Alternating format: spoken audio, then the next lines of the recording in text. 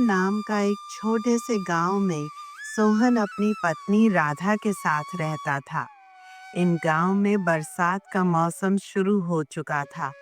बिजली तड़कने लगी और फिर तेज बारिश की पहली फुहारें धरती पर गिरने लगी। अजी 2 दिन से बारिश लगातार पड़ रही है। ना धूप निकली ना कोई सूखी चीज बची है। घर में अगर ऐसे ही बारिश पड़ती रही तो हमारे पास खाने को भी कुछ नहीं बचेगा। तू ठीक कह रही है राधा, तू तो वैसे भी समझदार है, लेकिन अब हम करें भी तो क्या? खेत पूरी तरह पानी में डूब गए हैं। अनाज की बोरी भी गीली हो गई। हमारे पास थोड़ी बहुत दाल चावल थे, वो भी खत्म हो गए हैं। लकड़ियां भी भीग गई, चूल्हा तक नहीं जल रहा। और तूने सुना ना, रामू काका कह रहे थे कि बारिश कम से कम 15 दिन और चलेगी ना। रास्ता खुलेगा ना, कोई बाहर से कुछ लाएगा। ऐसा तो मत बोलो आजी, अगर इसी तरह पानी गिरता रहा तो हम खाएंगे क्या?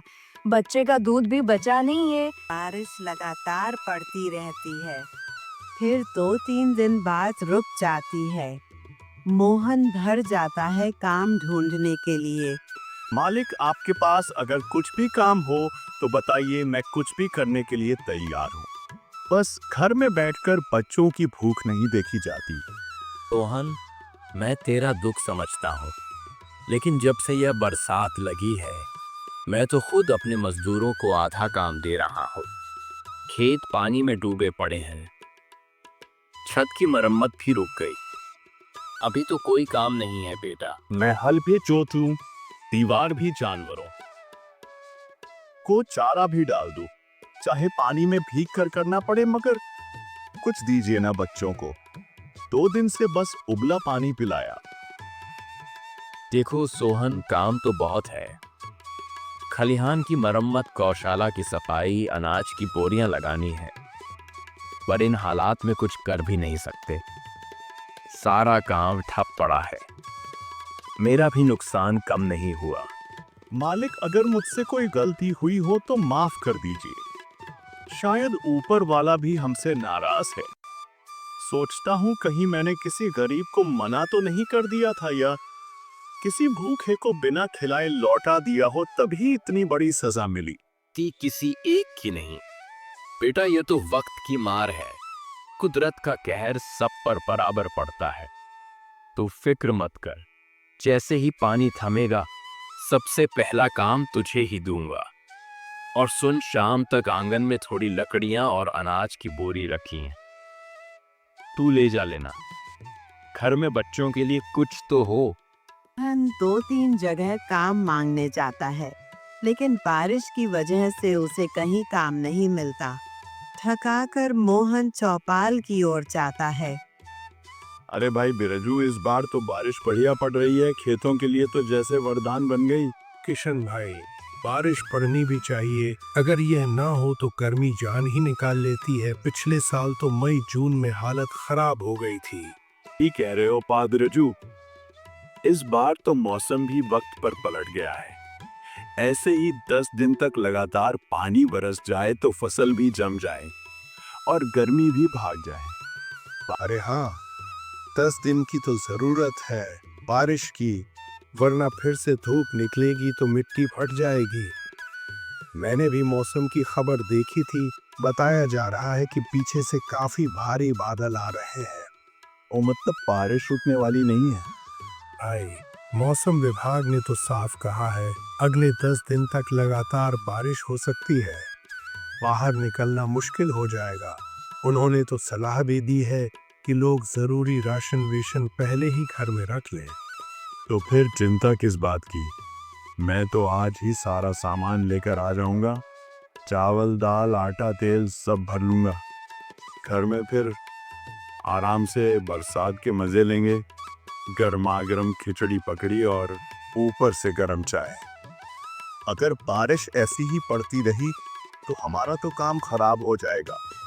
हमारे घर में तो खाने को भी नहीं है और ये लोग 10 दिन तक बारिश बता रहे हैं। ऐसे में खाने को कहां से आएगा और घर का किराया कहां से दूंगा? सोहन चिंता करता हुआ अपने घर चला जाता है। अरे भाग्यवान, मैं अभी बाहर से सुनकर आ रहा हूं कि अगले 10 से 12 दिन तक लगातार बारिश होगी। मेरी तो कुछ समझ में नहीं आ रहा कि मैं क्या करूं, कहां जाऊं। 10 से 12 दिन तक बारिश। सोहन, अगर ऐसा हुआ तो हम खाएंगे क्या? तुम्हें तो पता ही है घर की हालत कैसी है। हर तरफ से पानी टपक रहा है। अब तो बर्तन भी रखने की जगह नहीं बची। हाँ, मैं जानता हूँ राधा, इस टपकती छत के नीचे हम कब तक टिक पाएंगे। अगर और बारिश हुई तो बच्चों को भी बीमारियां लग सकती हैं। घर में सीलन बढ़ती जा रही है लाश। और देखो, सेठ जी का किराया भी देना है। पहले ये 2 महीने का बाकी है। अगर ऐसे ही हालात रहे तो हम कहाँ से किराया भरेंगे? वो तो सुनते भी नहीं हमारी बात। यही तो मेरी भी समझ में नहीं आ रहा। एक तरफ बारिश रुकने का नाम नहीं ले रही, दूसरी तरफ जेब में फूटी कौड़ी नहीं है राधा। ये सब मैं अकेले कैसे संभाल पाऊं? सोहन, मैं जानती हूँ कि तुम कोशिश कर रहे हो, लेकिन अब वक्त ऐसा आ गया है कि अकेले की नहीं, दोनों की लड़ाई है। हमें मिलकर ही रास्ता निकालना होगा। अगले दिन ही आसमान में अचानक काले काले बादल उमड़ने लगते हैं और तभी तेज बारिश शुरू हो जाती है, जैसे आसमान फट पड़ा हो। पानी की बूंदें जमीन पर गिरते ही मिट्टी की खुशबू फैलाने लगती हैं। और अब तो देखो, बारिश और भी तेज हो गई है और यह छत तो जैसे बिल्कुल जवाब दे चुकी है। हर कोने से पानी टपक रहा है। एक तरफ से बारिश की मार है, दूसरी तरफ भूख की मार। अब तो घर में पका भी नहीं सकते, चूल्हा भी गया। मैं क्या करूं सोहन, समझ नहीं आ रहा। बाहर सैलाब जैसा मंजर है। ऐसे में बाहर निकलूं तो जाऊं कैसे? सोहन, देखो, मैं जानती हूँ बाहर हालात अच्छे नहीं हैं, लेकिन सोचो जरा, अगर यह बारिश ऐसे ही चलती रही तो हम खाएंगे क्या? बच्चों को क्या खिलाओगे? ये टपकता हुआ घर आज नहीं तो कल हमारी जान ले लेगा। यह भूख हमें उससे पहले तोड़ देगी। राधा, इतनी बारिश में निकलना जान जोखिम में डालने जैसा है। रास्ते में कीचड़ ही कीचड़ है, पैर भी फिसल सकता है। और फिर मुखिया जी क्या मदद करेंगे? वो खुद हर बार बहाना बना देते हैं। सोहन, तुम्हें जाना ही होगा। ये वक्त बहानों का नहीं है। अगर अब नहीं गए तो कल को पछताने का भी मौका नहीं बचेगा। जाओ, सीधा जाओ मुखिया जी के पास, उन्हें हमारी हालत बताओ। उनके सामने हाथ जोड़ो, रो पड़ो, अगर जरूरत हो तो, लेकिन कुछ लेकर आओ। सोहन सेठ जी के घर जाता है पैसे उधार लेने के लिए। मुखिया जी, मुखिया जी, मुखिया जी घर के बाहर आते हैं। ए सोहन, तू इतनी बारिश में यहाँ कैसे, और वो भी मेरे घर के बाहर? क्या कोई बहुत जरूरी बात है? मुखिया जी, इस बारिश ने तो मेरा जीना ही हराम कर दिया है। छत से लगातार पानी टपक रहा है। घर के अंदर जैसे नदी बह रही है। बच्चे ठंड से कांप रहे हैं और चूल्हा तो 2 दिन से जल भी नहीं पाया।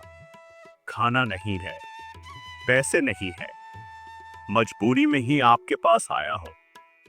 अरे सोहन, बारिश तो अभी कम से कम 8 से 10 दिन और चलेगी, तू जानता ही है। इस बार गर्मी बहुत तेज पड़ी थी। बारिश होनी तो जरूरी थी।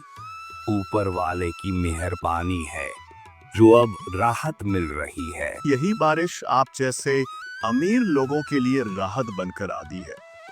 आपके पक्के मकान, गर्म चाय और आराम की जिंदगी के लिए यह मौसम सुहावना है। लेकिन हमारे लिए ये कहर बनकर टूटती है। मेरे जैसे रोज कमाने खाने वालों के लिए बारिश का हर दिन एक सजा है। मैं आपसे भीख नहीं मांग रहा, सिर्फ कुछ पैसे उधार मांग रहा हूं ताकि 2 वक्त का खाना जुटा सकूं, बच्चों को भूखा ना सुलाना पड़े। जब हालात सुधरेंगे तो मैं पूरा चुका दूंगा। और पैसों की बात अभी बिल्कुल मत कर। मैं खुद कई लोगों को पैसे दे चुका हूँ और अब मेरे पास देने को कुछ नहीं बचा। तू जानता है पंचायत में खर्चे कितने बढ़ गए हैं। मैं तुझे बिल्कुल भी पैसे नहीं दे पाऊंगा। तू कहीं और से इंतजाम कर ले, किसी और के पास जा। और हाँ, बारिश तो सबके लिए आई है। फर्क इतना है कि कोई भीगते हुए सहता है और कोई छत के नीचे बैठकर देखता है। मोहन लौटकर अपने घर आने लगता है। कभी मोहन के घर सेठ आता है घर का किराया लेने। सुनो राधा, मुझे अपने घर का किराया चाहिए। वैसे भी 1 महीने का किराया ज्यादा हो चुका है। अब और देर बर्दाश्त नहीं करूंगा। सेठ जी, सोहन किराया लेने गया है। उसके आते ही हम आपको पूरा पैसा दे देंगे। बस थोड़ा समय दे दीजिए। देखो राधा, मुझे बहानों की जरूरत नहीं है। जो भी है साफ साफ बोलो। किराया अभी तो, वरना इस घर से निकल जाओ। सेठ जी, हम कहाँ जाएंगे? बाहर इतनी तेज बारिश हो रही है। घर के आगे पानी भर गया है।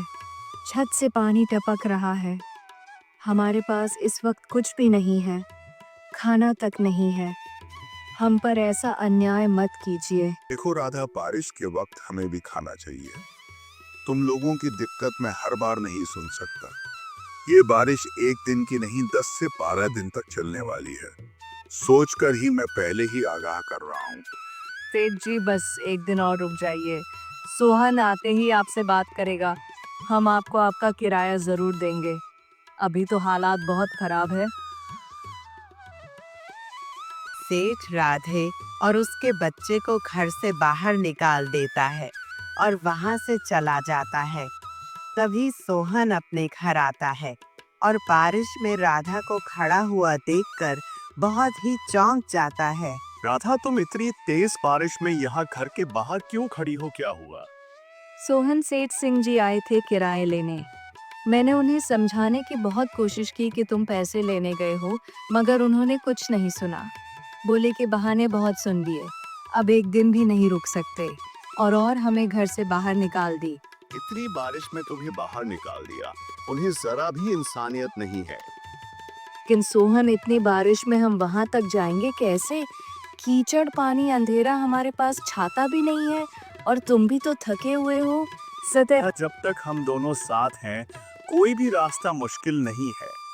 ये सब हालात हैं जो हमेशा नहीं रहेंगे। सोहन, राधा और उनका बच्चा तीनों बारिश में चल पड़ते हैं। थोड़ी दूर चलने के बाद उन्हें एक कंटेनर दिखता है। उसके पास उसका मालिक खड़ा होता है। सेठ जी, अगर आप बुरा ना माने तो एक बात कहूँ? हाँ सोहन, कहो क्या बात है। सेठ जी, ये जो कंटेनर आपने यहाँ फेंक रखा है, क्या ये पूरी तरह से खराब है? हाँ सोहन, ये कंटेनर अब किसी काम का नहीं रहा। जंग लग चुका है, अंदर का सामान भी निकाल लिया गया है।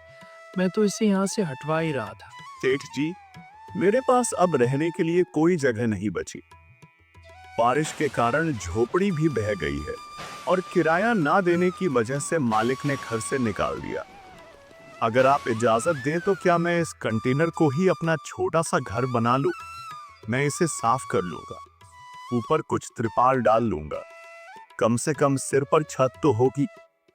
आंखों में मजबूरी साफ दिख रही है। मोहन, ये जमाना गरीब को जीने नहीं देता। तुमने मुझसे कुछ नहीं मांगा, सिर्फ एक बेकार चीज मांगी है, लेकिन तुम्हारे इरादे नेक हैं। ठीक है मोहन, यह कंटेनर अब तुम्हारा है, जैसे चाहो इस्तेमाल करो।